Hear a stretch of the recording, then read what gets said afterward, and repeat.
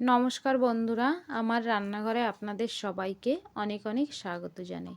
আজকে আমি এক বাটি সুজির মধ্যে 3 চামচ টক দই দিয়ে খুব সুন্দর দারুণ স্বাদের দুটো রেসিপি তৈরি করে দেখাবো।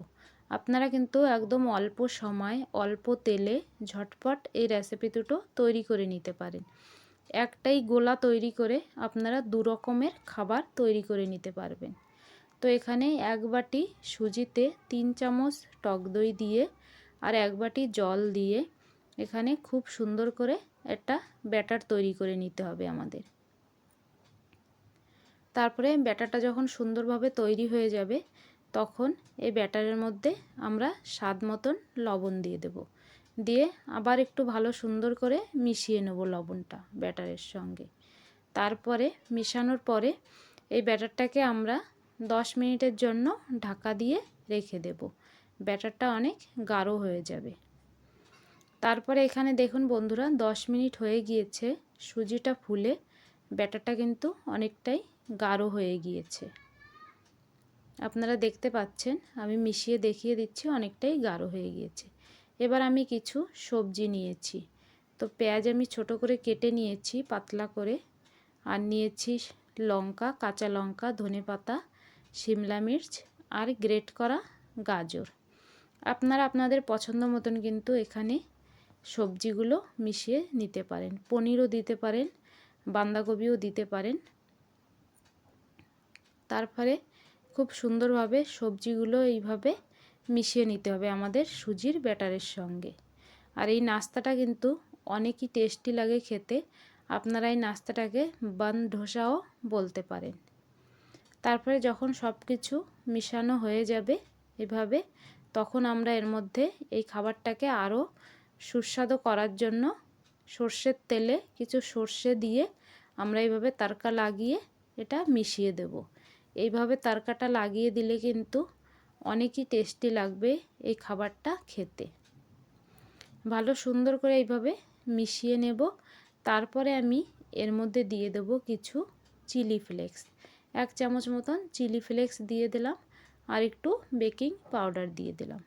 তারপরে সামান্য একটু জল দিয়ে আমরা এটাকে ভালো সুন্দর করে আবার মিশিয়ে নেব। এইভাবে ভালো সুন্দর করে মিশানোর পরে আমাদের এখানে ব্যাটারটা একদম তৈরি। ঘনত্বটা আপনারা দেখতে পাচ্ছেন, এরকম থাকবে। এর থেকে বেশি পাতলা করা যাবে না। আর আমরা খাবারগুলো কিন্তু এই তড়কা প্যানেই তৈরি করে নেব। তড়কা প্যানে আমি সামান্য একটু সরষের তেল দিয়ে দিলাম।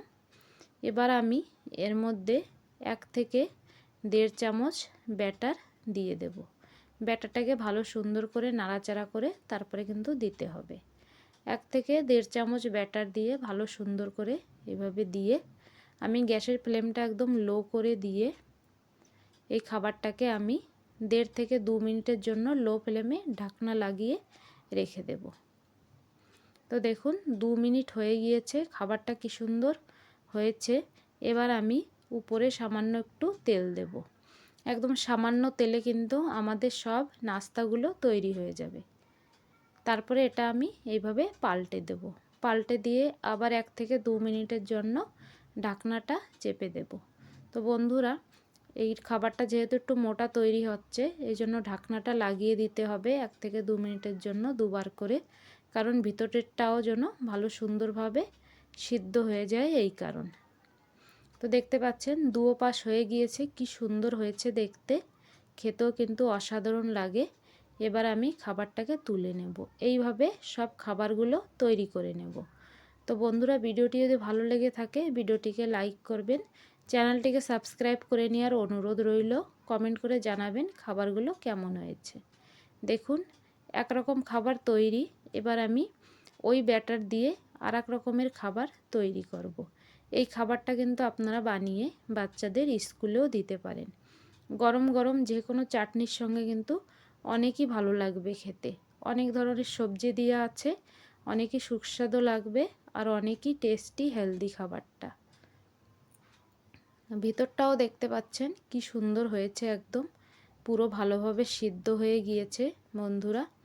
তো এক রকমের খাবার আমাদের তৈরি হয়ে গিয়েছে।